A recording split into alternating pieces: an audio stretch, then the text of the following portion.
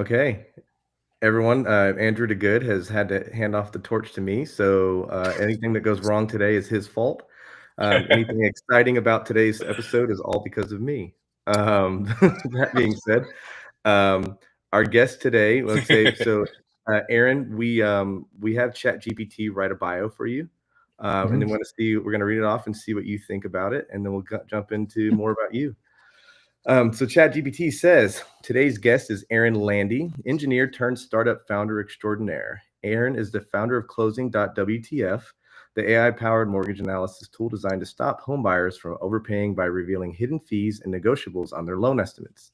He's built it after 2 previous startup exits and even spent time at Uber. But his real passion? Crafting practical AI tools for real-world problems. A full-stack, quote, cracked engineer, he's launched products trending on Reddit and Hacker News, with CLosing WTF already helping hundreds uncover serious mortgage savings in its early run. Think of him as part detective, part algorithm whisperer, all on a mission to make home buying smarter and maybe a little more whimsical. How did ChatGPT do? Pretty good. I never really thought of myself as just an engineer, turned startup founder, but that's pretty accurate when it comes to the industry.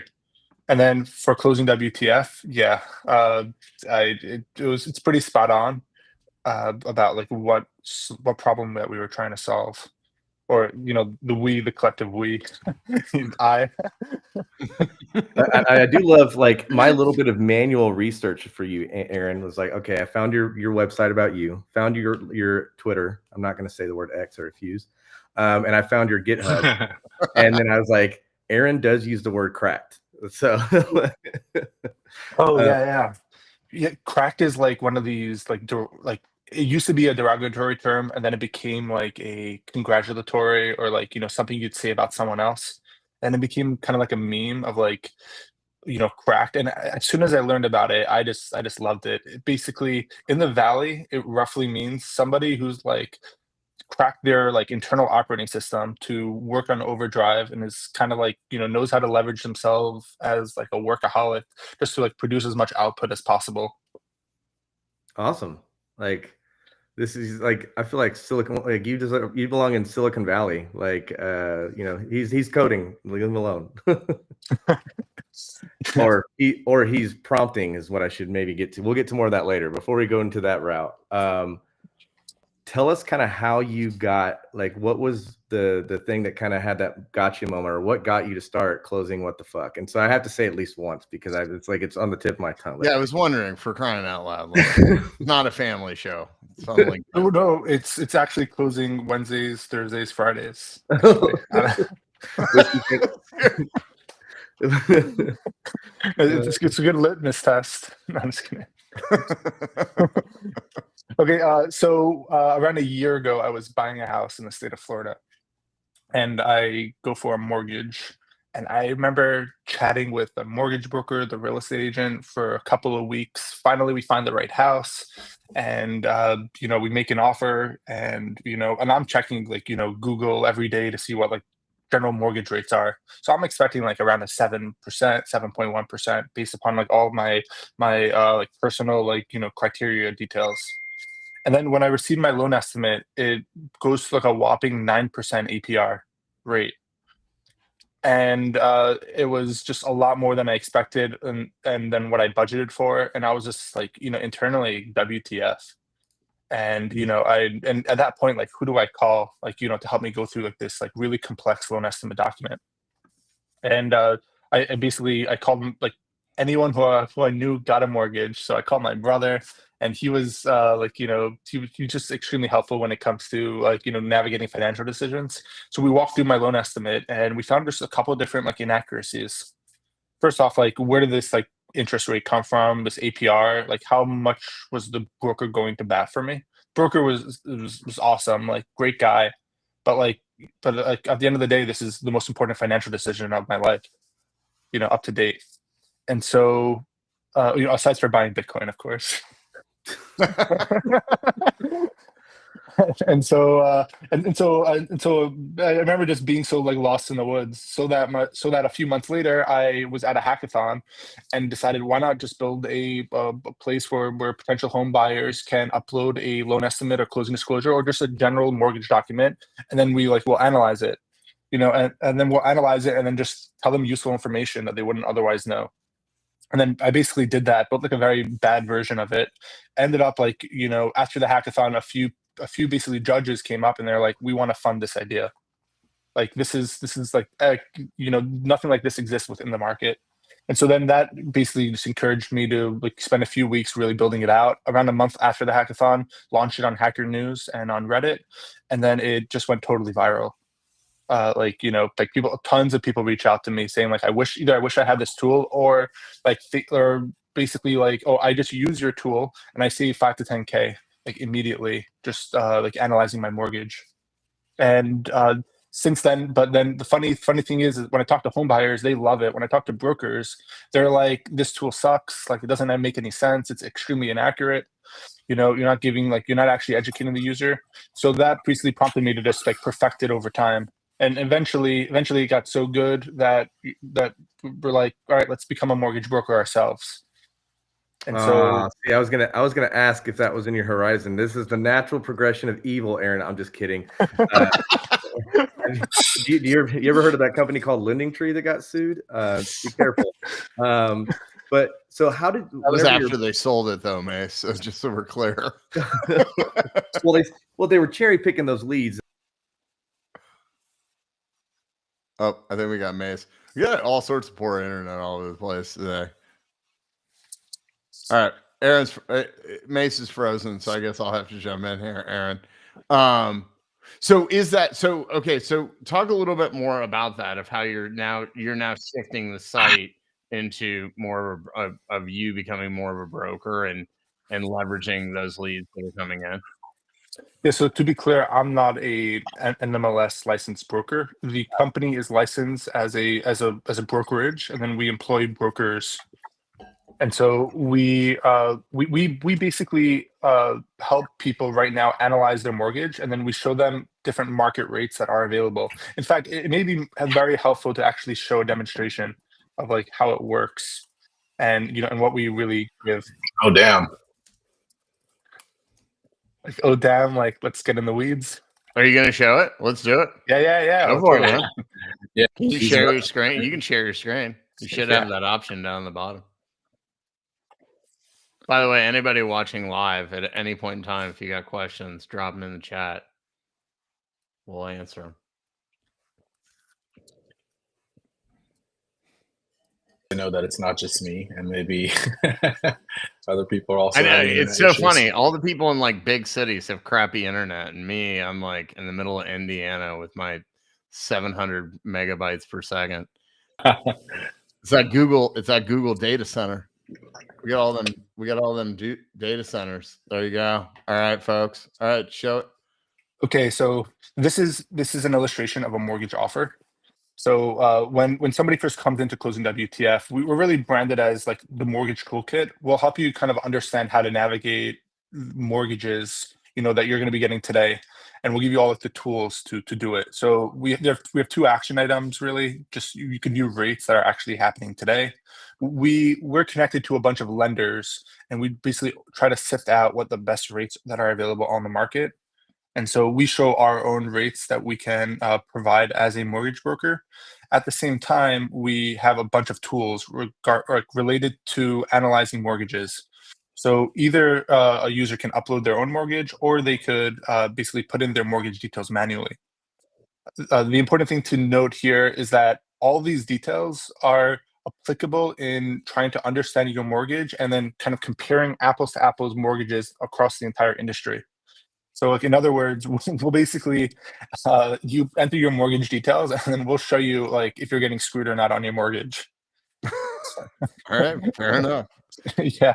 So in this case, like somebody who's buying an $800,000 house with taking out a $500,000 loan is getting a 6.4% interest rate with a 6.8% APR, and then basically paying $5,000 of fees in order to get the mortgage.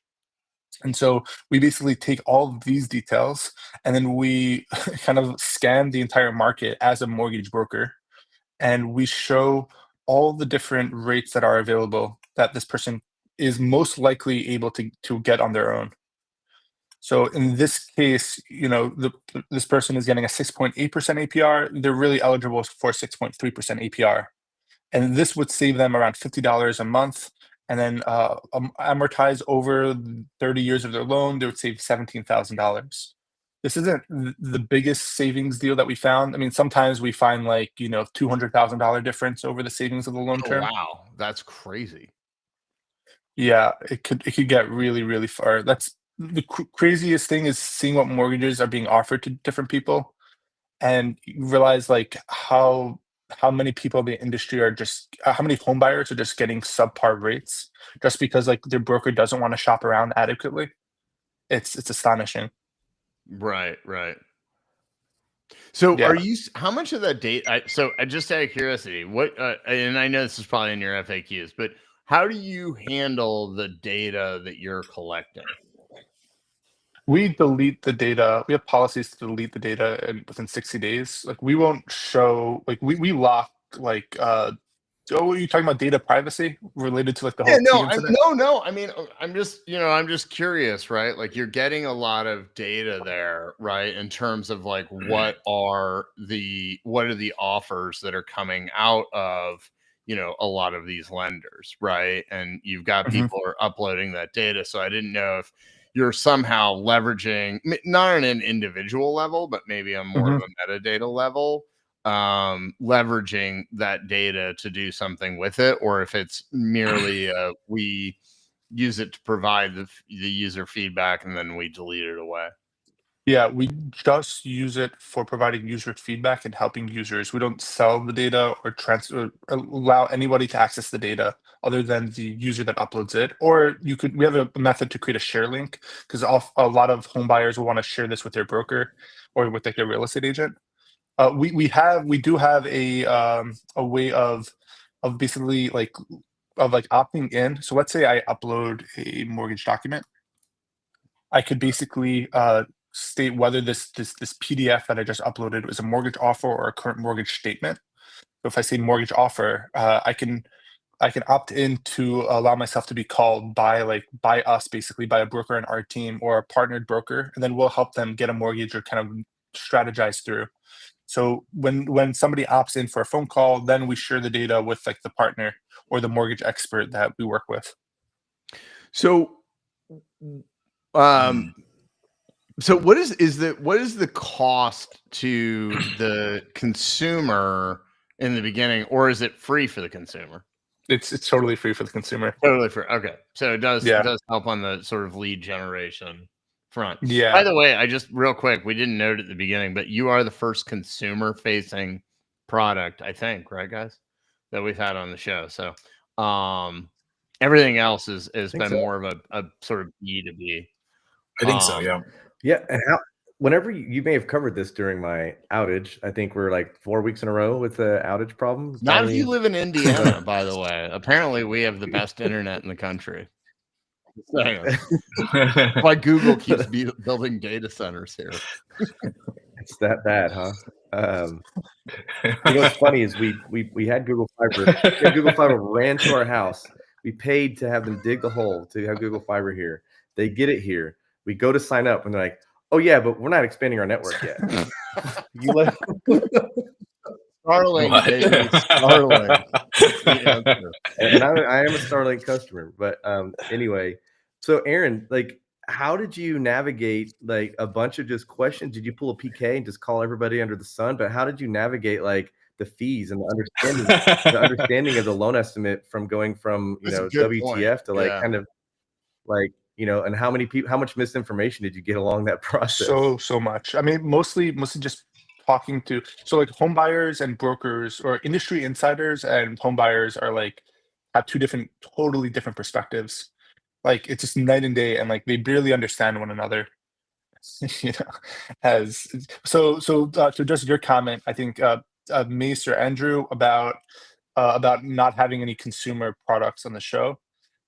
I suspect it's because there's not a lot of money in consumer mortgages outside of origination or just like bankrate.com style like sites.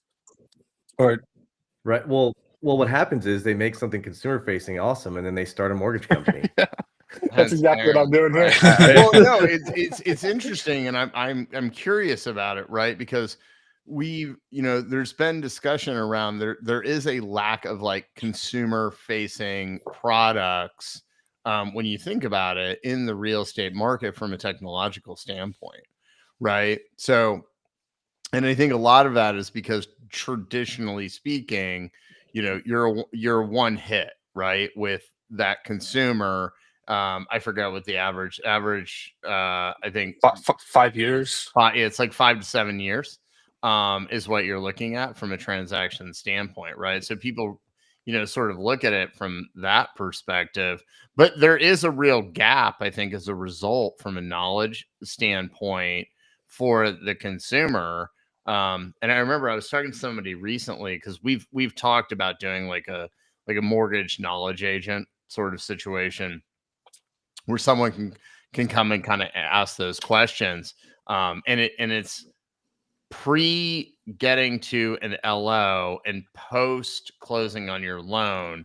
There's like huge gaps, right, in the information component for borrowers, which is why there's so many channels now on Reddit of people who are answering questions, but it's like it's kind of sketchy as to whether or not you're getting, kind of accurate information. So, but what has been your strategy in terms of making consumers aware of the site, right? Like, I mean, I've lived in the B2B world my whole life, right? And I always joke that like I won't do a B2C until I have like generational wealth.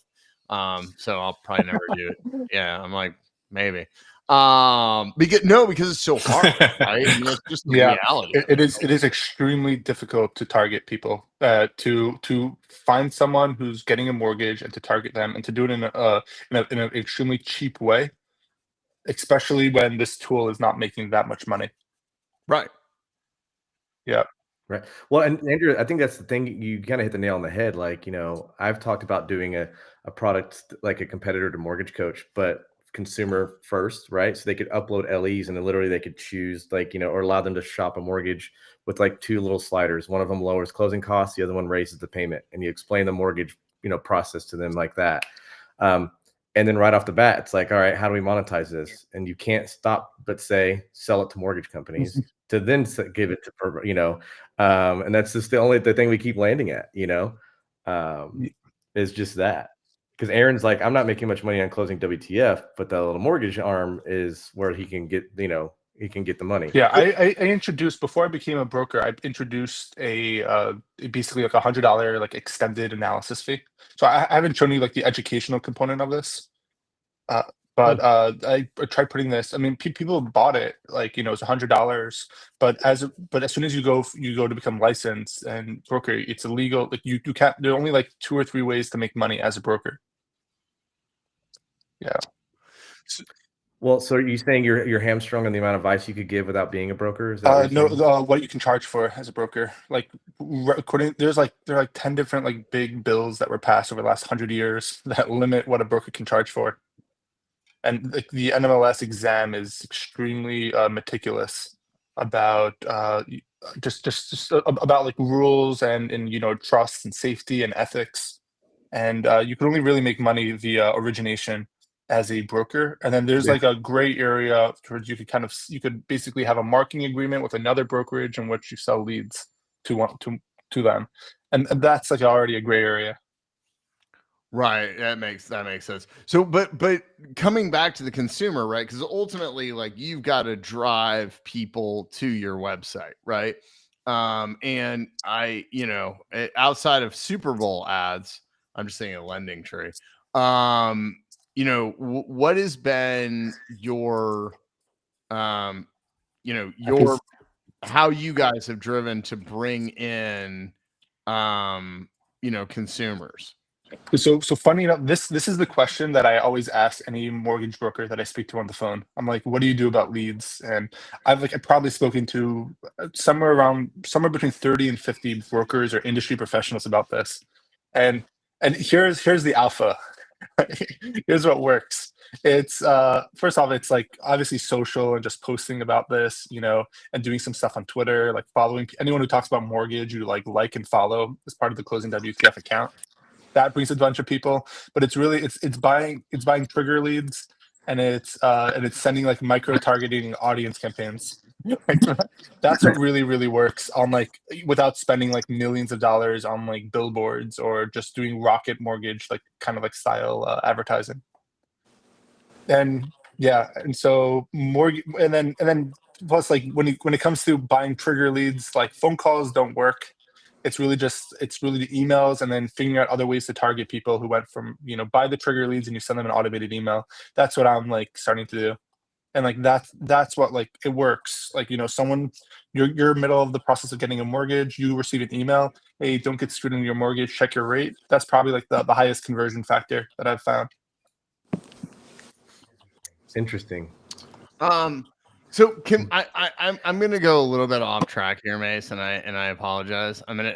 Because Aaron, you're fascinating me, and I'm curious to know. Can we talk a little bit about Assistant-UI? Yeah, sure. Because I'm just curious to know what it is. Like, can you tell people more, or tell Yeah. us more about Right. like what this is and how you got there? Yeah, so I am We're going way really off just the mortgage spectrum. I'm by like the way. really passionate about like hacking on like new AI tools, and about just just discovering these new possibilities. I've been like a software engineer for 12 years, and when there's like a new paradigm shift, I really jump in. So I discovered this live. So I was building around probably around like October, like right before I worked on this mortgage idea. I was really fascinated about the WordPress community, because WordPress manage around 50% of all websites on the internet. It's probably a little bit like I'm probably over exaggerating a little bit, but No, it's definitely actually, I between think you're under Under exaggerating. exaggerating. and Yeah, their yeah. I think yeah. it's like 60 to 70% of the market. I've done research on that one. Yeah. Oh, nice. Yeah, and I prior to this, I worked on I was ran a company that was built up on WordPress as their backend. So I was thinking, what if I built like an AI agent for WordPress? And so I built like what's called WordPress Copilot, and I got really involved in the WordPress world. And then I was thinking, I need a way to manage a WordPress site, let's say via like a chat. So Mhm. like, hello, like, yeah. So I basically, like, I wanted to allow people to connect their WordPress sites, via like a plugin, and then Yep. have like a chat that can basically control the site. This is just like a Yep. rough demonstration. How do I set up a new product in WooCommerce? And then you can basically adjust. You could run database queries. You could do a lot of stuff with it. And so I needed a chat experience. And then I found Assistant UI, like basically a guy in San Francisco that I randomly met at a meetup was working on a React library, and like no one really used it before. And and then I just saw it, and I was just like, this is going to be big. Like, everyone, whoever wants to build their own like chat experience on their website, Mhm. like, and you want to add like, what's called tool calls, or like, attachments. Yep. This is an example of like a tool call or attachment, or like do threading, like, in like, I could like, switch this and get different branches. So building all of this yourself is like, a lot of developers will just opt in to build it themselves and then realize how complicated it is to set up Yep. this functionality. Yep. And then, but this Assistant UI is like a React-based library that just, gives you all the tools, to do so, and it's all open source. And so Simon and I, oh, whoops, I actually was, I thought I was sharing on this other screen. Yeah, you're gonna go ahead and share. Yeah. Yeah. So let's see, what is the weather in Tokyo? This is like some text, and then I see a tool call that happens, and let's say I want to, switch and edit the message. Then, and I have different branches. So developers, like, if you're a savvy developer, or like you just know how to use tools, you could probably build this yourself. Like most companies should not build it themselves. it's really complicated to set up, and there's a lot of like embedded functionality. So Assistant UI just basically gives all the tools and gives it as open source React components. So when Simon Farshid was first starting this, and we met up at a meetup, and I was building this like WordPress application that I just showed. We just became friends and would just meet up every day and work on this. And I was probably like the first big customer. I mean, I built everything on this. And so much so that we just connected, and Simon asked me if I wanted to work for him on the spot. And then I said no, because I already had a job and it was just one guy in San Francisco.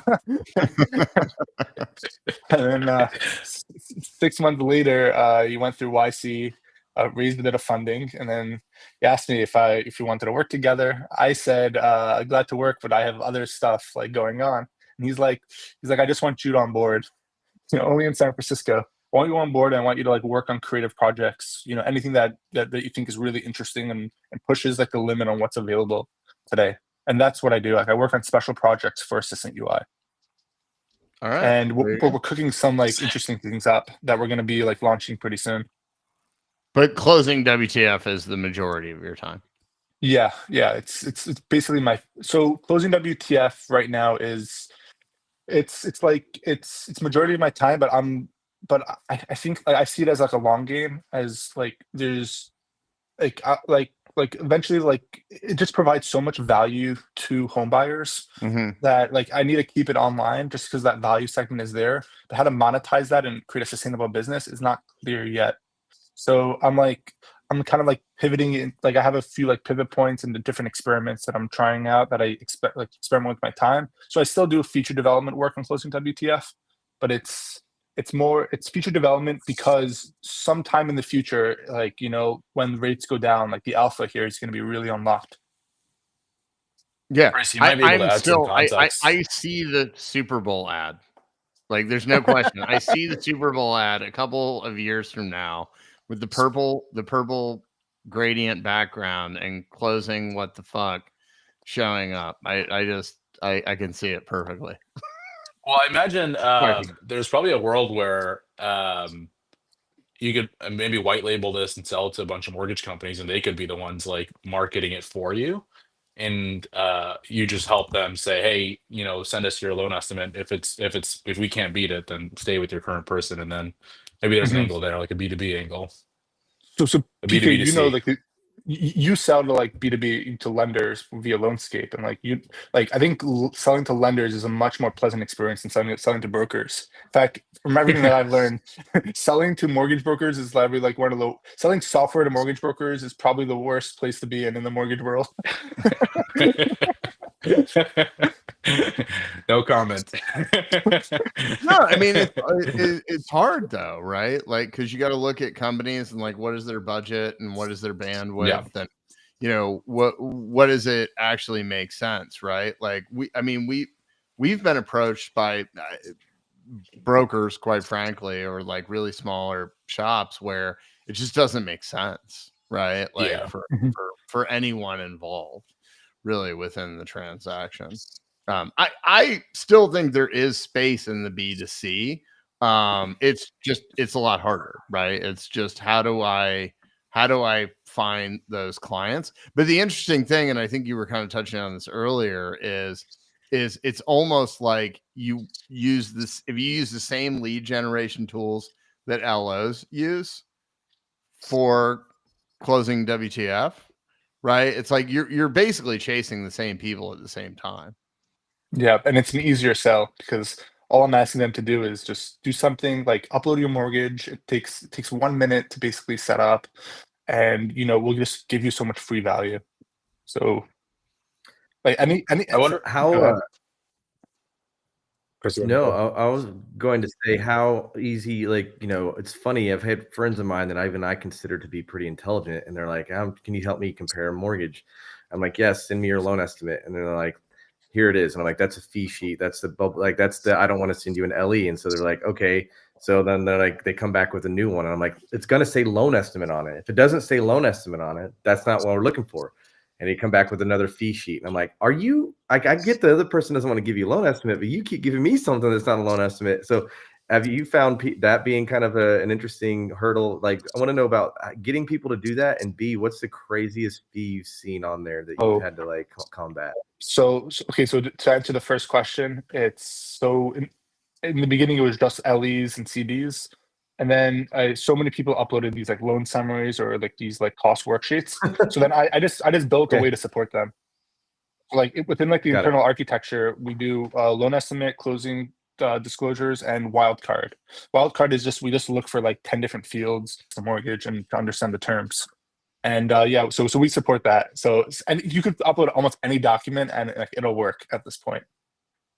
And yeah, Nice. and then the second one about craziest. So like some people upload like mortgage statements from like 2 years, 5 years back.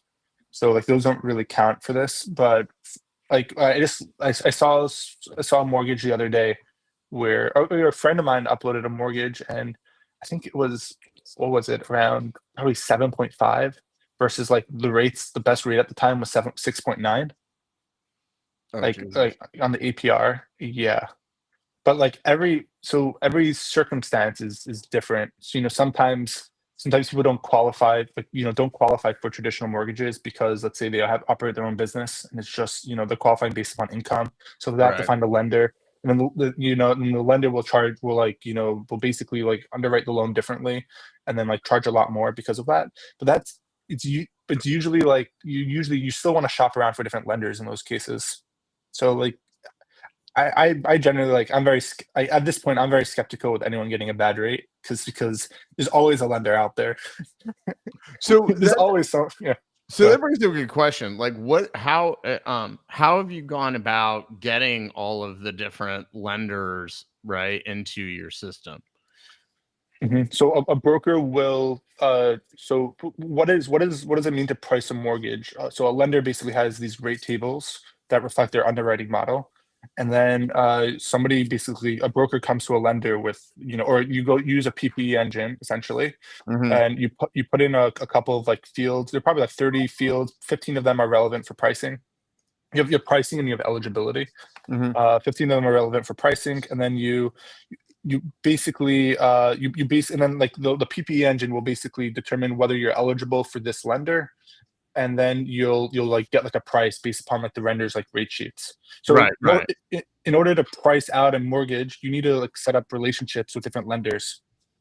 So so what I did is when I got licensed, I reached out to just a ton of lenders, and I'm like, you want to give me we'd love to like originate together, or to do some business together, and they give me access to the rate sheets through the PPE engines, and then I access the APIs through the PPE engines. Got it. Okay. Yeah. So you going through multiple PPEs on the API front? Yeah. Okay. All right. Yeah. And then like the PPE engine APIs, it's a whole messy situation because you basically have to pay for like they all price it like early 2000s kind of like software style pricing because there's no competition. So you basically have to pay per like user, per seat, per API call. So funny enough, when you go to like bankrate.com, you go to like a mortgage pricer, you're basically like they're paying like per query. Right. Yeah, they're paying like probably like 1 to 5 cents just for you to do that search. Seems pretty straight. Yeah. So what is some tech, or like from an AI perspective, either tools or using it, some things you might believe that you think are not traditional? Oh, you mean like how is this like technologically different than what anybody else could do? Or like using AI or AI tools. What are you using it? Are you using AI or any AI tools? Yeah. So you want like an in-depth demonstration? I think a lot of people are interested in like I'll show you the actual tools and like what the life cycle is. Absolutely. Okay, so so this is like an example of an actual loan estimate. So this is like my 9% APR loan estimate. So I uploaded it here. So, but I'll just show you from the get-go. So let's say I want to analyze a mortgage. I can click to upload, and I'm going to put my loan estimate in here. I'm going to say it's a mortgage offer. I'm going to skip this for now. We're seeing a static screen. Whoops.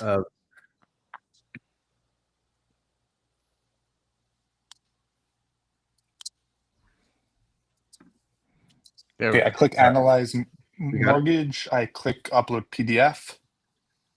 I, attach the PDF.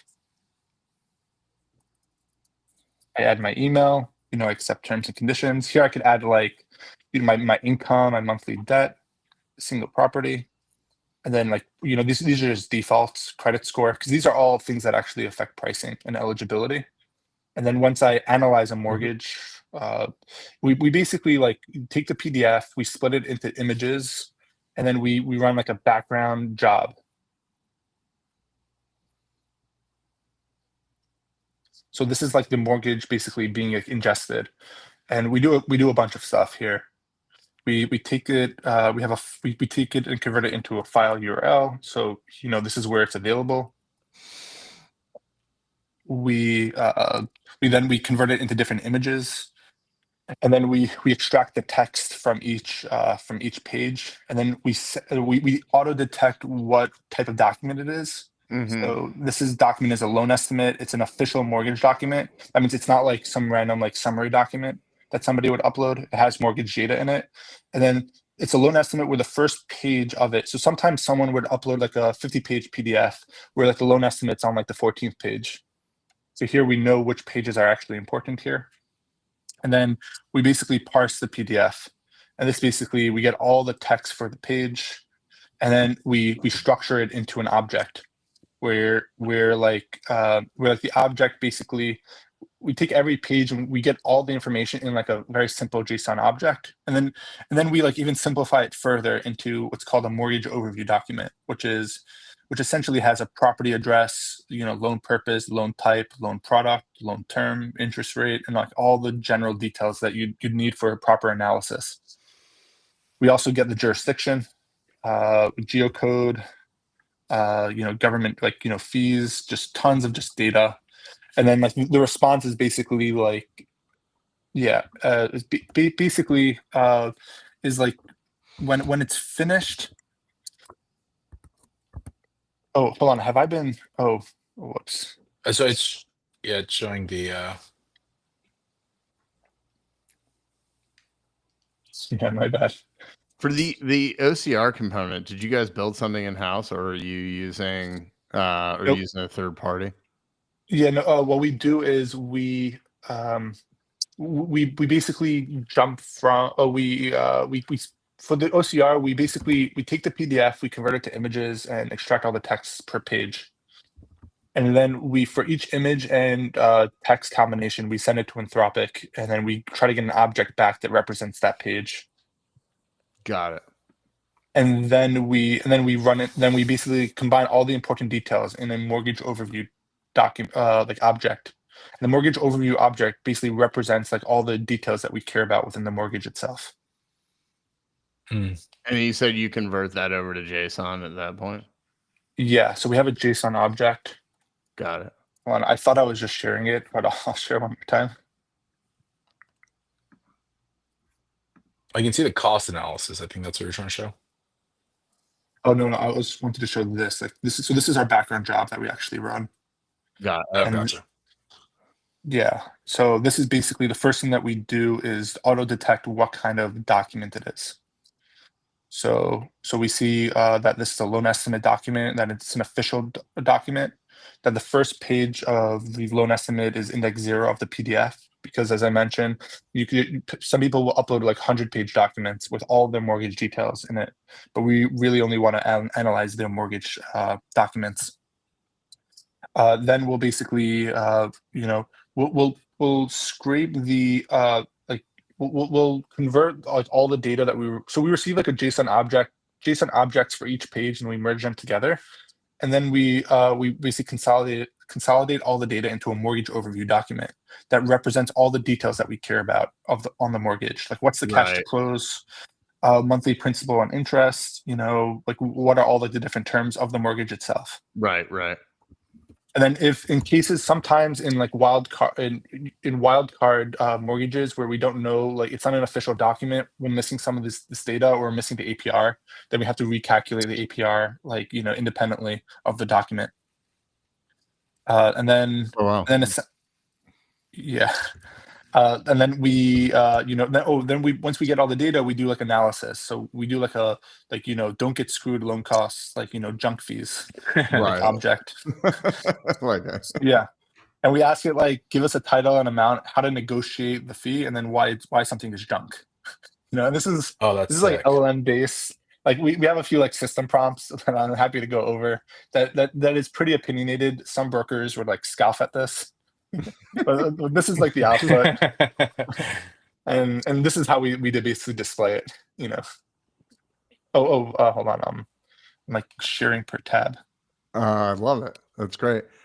Yeah, and this is basically, then we take all the data and then we run an analysis for every different section that just educates the user on how to understand their mortgage, and if they're getting how fair and things that they should know.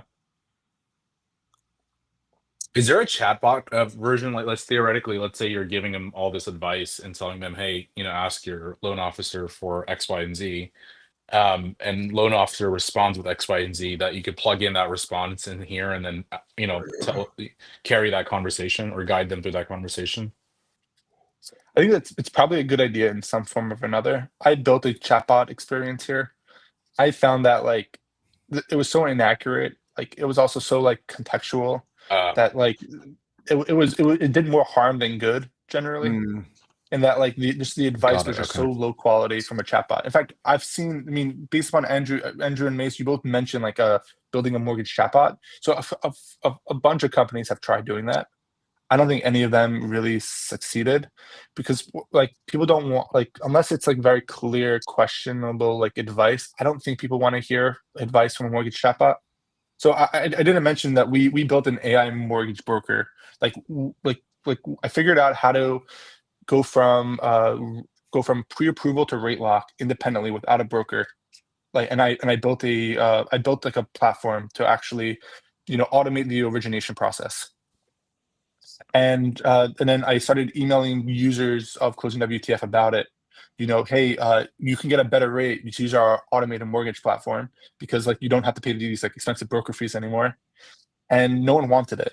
It was just, or rather than no one wanted it, it was too complicated. There are too many questions in between. And you're gonna take out a $500,000 loan because of a company called CLosing WTF has an automated mortgage platform on it.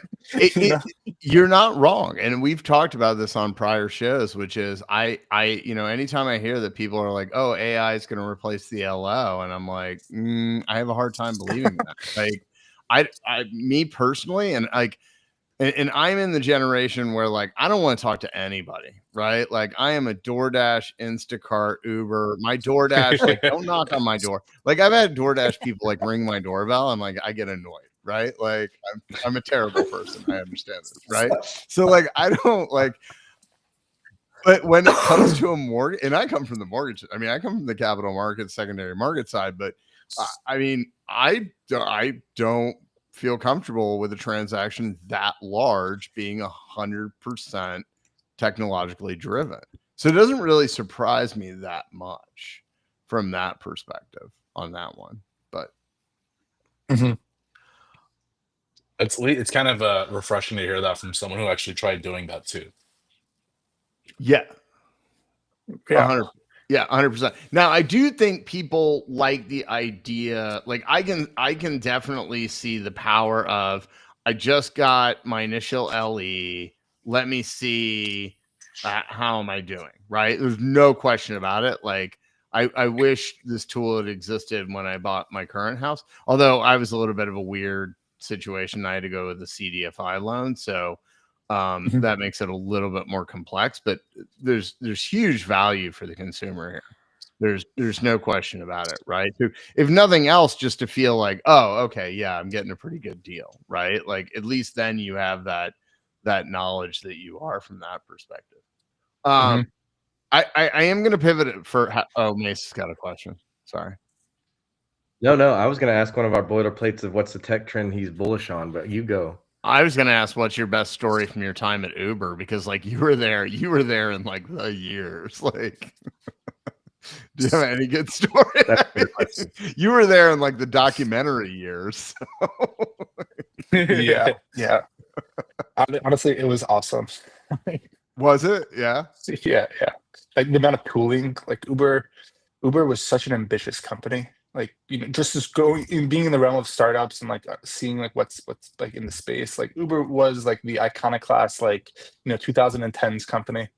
It was just like also the amount of like money they raised and they invested in all of their own infrastructure.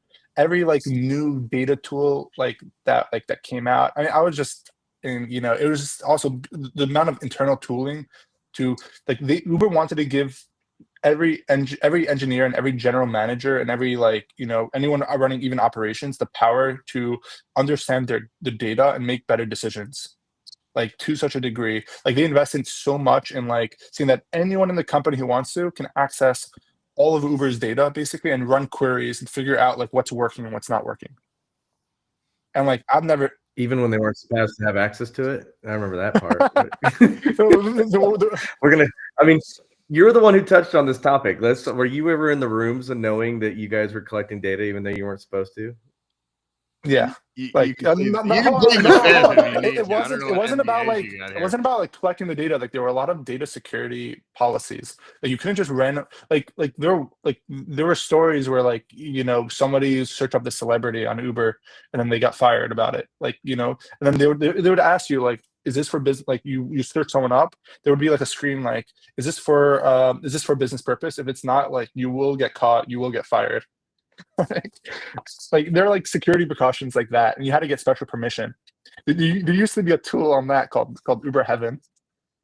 Uber Heaven, where you could see like all it's like Google Maps, but imagine Google Maps where you could see all the cars in real time. Oh wow! And you could like filter of like Uber X. And you could click on any car, and you could like see a path of like this car is going to this, taking this route, and like it's costing this amount. And you see like the meter running as well, and then you could see like who the driver, who the rider is, and then all the different details like about like what happens in the life cycle of the ride. The amount of internal tooling for Uber was just so impressive, like even for its time. Oh yeah, there's no question about it. And again, the amount of data that exists there is just absolutely insane. I mean, the company they became a verb, right? And like the moment you can become a verb as a company, like you've made it, right? Like we were in Chicago this weekend and we tried out Lyft. Like I really like the CEO from Lyft. Like the product just still sucks. Like we took 2 Lyft rides and I was like, never again. I'm like, delete. I deleted the app off my phone. Really? But it was so funny because even my wife was like, oh, like we'll just Uber there. Like even when she knew I was going to order a Lyft, she was like, oh, we'll just Uber there. Right. So like Chris is surprised I didn't like Lyft apparently. Yeah, what was it? Just like their comfort car. They don't do a very good job, I think, of policing the quality of their cars and their drivers. Like if I'm gonna up-pay for comfort, like I up-pay for comfort on Uber, and I always get like a nice car. And like I got it was a pretty janky car. That is so wild because I'm the exact opposite. Right here. So my friends make fun of me because if I haven't had any alcohol, I have to get an Uber Premium. Like I get the Lyft, the Lyft Black, right? Upgrade. Because I'm a paranoid driver. I'm a paranoid passenger. So they go slower. They're nicer. They're slower. The more sober Mace is, the nicer his Uber has to be. Yes. But the Lyft gives me the best ride, the best upgraded cars. And so I tried Uber because Rivian gave me credits. They're like, hey, we'll give you Uber credits for these few days without your truck. And I kept getting like janky Buicks and like I'm paying for the high-end vehicle and I'm getting like the opposite experience. Oh, fascinating. Yeah. That's so. And like people tailgating people and hitting the brakes like a cabbie. We had a guy who he had his lunch in the front. There was 4 of us, right? And his car said he had 4 for capacity. And we got there and his lunch was in the front seat. He refused to move his lunch and made all 4 of us sit in the back row. Dude, it was like, I wish I would have taken a photo or a video. It was the most ridiculous thing. My wife and our 2 kids like jammed in this fucking Anyways, all right, enough on that. Aaron, Trek 10 you're very bullish on, which was actually Mace's question. So I'm in Palo Alto right now, and I spend 2 days a week in San Francisco. Like the classic answer here is AI agents, like all the way. But like that's you just open LinkedIn, you kind of find that. Right. I think I'm already in the mind space of like preparing for an eventual reality of like humanoid robots in like people's houses. Like I Yeah, think that's not far. that's like Yeah. probably it's not far, and it's gonna be the biggest boon to GDP like ever, you know. And you know, when people ask me when like interest rates are gonna go lower, I think that's when that's like the next ZERP era. It's when like there's just so much wealth going around, like there's so much opportunity for like exponential GDP growth that the U.S. Treasury is like, all right, it's time to like unlock that, and then that's when like the next ZERP era will be. That makes sense. Yeah. And so I think it's like preparing for that eventual reality, and everything that we see here is just like step functions in order to get to that process. Well, not to mention, and this isn't talked enough about, I feel like, is the volume of additional data that large language models unlock with humanoid robots, right? Like now all of a sudden, you have, AI interacting with the real world, right? Currently to date, right? If you think about it, LLMs are trained off of whatever happens to be on the internet. Now, all of a sudden, I unleash 100,000, 1 million, 10 million humanoid robots on the world.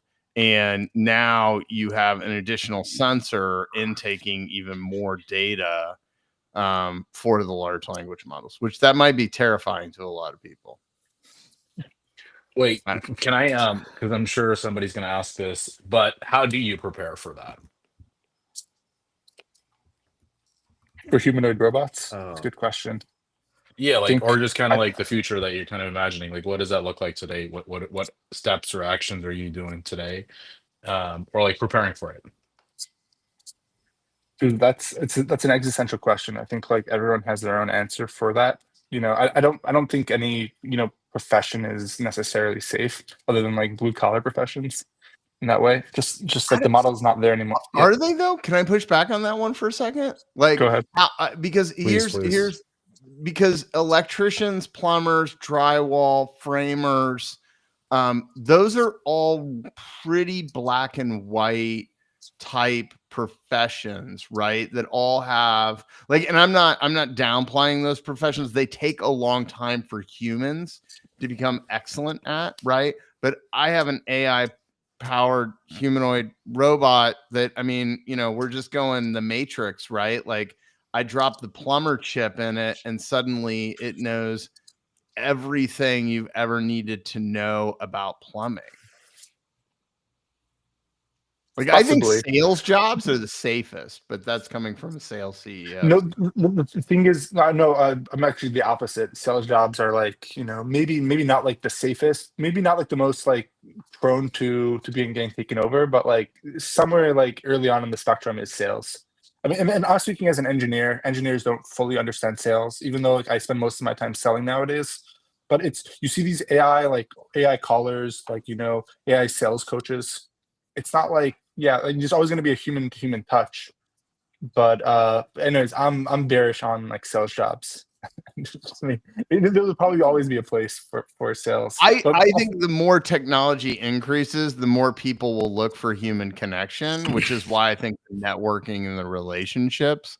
One of the things I've noticed on the sales side, for instance, is cold emailing has become too easy because of companies like Apollo and Instantly, and so the volume of AI email traffic has increased so exponentially. Like I'm waiting for the AI agent that just takes my phone calls for me, and then it's like we just end up in this world, right, of like one AI agent talking to another AI agent, like on the sales front. So sales is a function of agency, which means like right now no one wants to talk to an AI salesperson because they obviously don't have the decision making capabilities. Right. But But have you ever? I would challenge that if you haven't tried it already. There's this company in Palo Alto called the Interaction Company, and they basically it's basically like an AI assistant.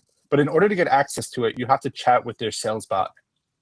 And they have a sales bot. You chat through WhatsApp. It's called Poke, and it's like if you want then Poke has the agency to give you a better deal on, let's say, your subscription, and you have to convince it, and then it's hardwired to not give you a better deal, and you have to work with it and That's chat with it. fascinating. It is probably the most engaging AI LLM chat experience. It's called Poke by the Interaction Company. I highly recommend trying it out. And it'll be interesting to see how it plays out in different markets, right? Like, I mean, PK and Mace, I'd love for your 2 cents on this one, but on like the B2B mortgage tech side, I find that like it is like you need even deeper relationships and people who have these like really deep relationships in order to even get the conversation on AI products, most specifically within the lending world. The consumer facing world, I think, is where the AI sales I could see having more success. But again, how long until somebody like yourself just builds me an AI agent that sits on my phone that just sits there and negotiates with the other AI agent on my behalf? So theoretically, I would say like if you're a consumer calling, let's say, a servicing center, a call center, something like that, I think it'd be easy for the consumer to like engage with that. But if you're the company that's building and selling into the call center, I think that's where the relationship matters, where it's like ultimately the executives there are trusting you first, and then the company and the tech kind of like second, right? Like to break in and then be able to prove that your product works. But if you don't even have like a warm connection in, I think it might be a little bit tough. I'm just curious to see what is the analog pushback on AI like 2-3 years from now.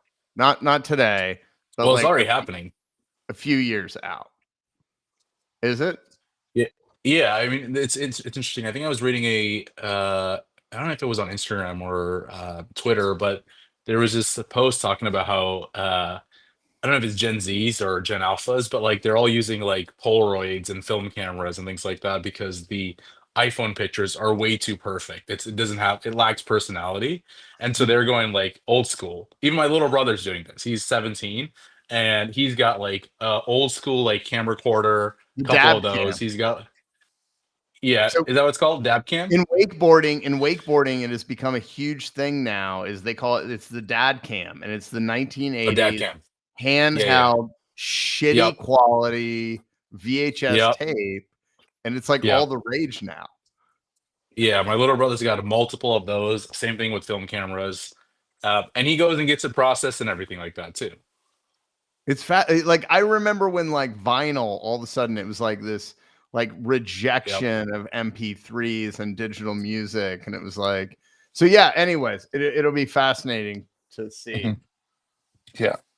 By the way, Andrew, I want to like just retract. I don't think sales are going anywhere with AI. I think in like the futuristic world, it seems like the biggest need for sales is going to be like interaction and trust between people.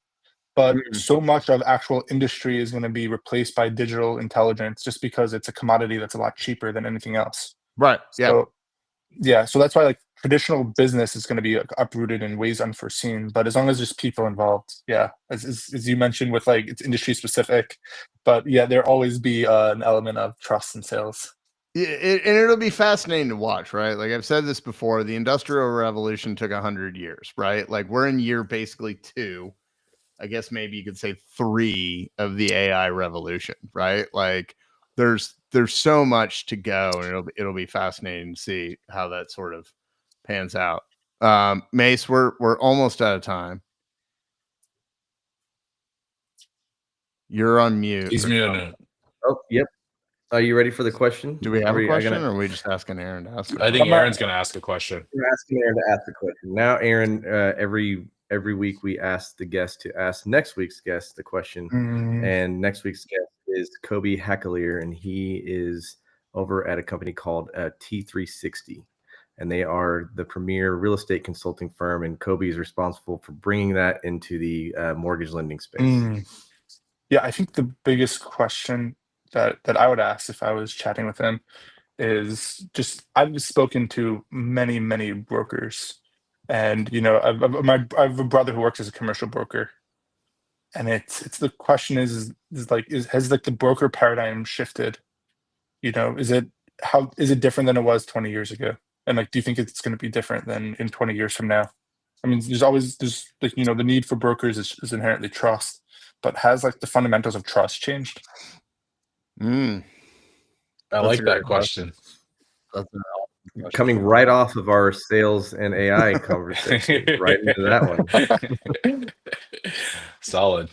Aaron, thank you so much. This has been absolutely phenomenal. This has been one of my favorite episodes by far. We're gonna have to bring Thank you, you Andrew. back because I could go for a couple more hours. I was gonna say Likewise. this is one of those. So thank you, PK, for finding Aaron. And we gotta push this closing WTF out into the market more and help get some more consumers on that platform. So Yeah, thank you, Andrew. all right, Mace, everybody. okay, it's such a pleasure. We'll see you back next week with Yeah. Kobe. Can't wait for that conversation, and have a great week.